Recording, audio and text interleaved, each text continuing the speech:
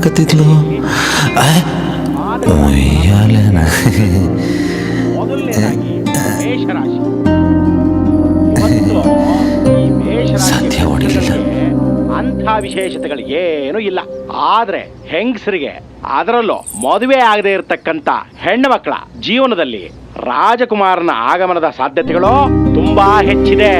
ಅದೇನಾದ್ರೂ ಒಂದಕ್ಕೊಂದು ಹೊಂದ್ಕೊಂಡ್ಬಿಟ್ರಂತೋ ಎಲ್ಲವೂ ಕೂಡ ಶುಭಕರವಾಗಿರುತ್ತೆ, ಸುಖಕರವಾಗಿರುತ್ತೆ. ಅಂತ ಹುಡುಗನ ಜೀವನ ಸಂಗಾತಿಯಾಗಿ ಆಯ್ಕೆ ಮಾಡ್ಕೋಬಹುದು.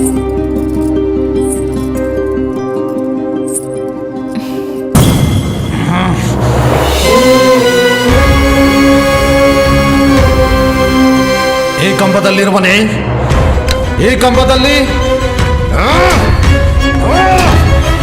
ಆ ಕಂಬದಲ್ಲಿರುವನೇ, ಎಲ್ಲಿರುವನು, ಎಲ್ಲಿರುವನು?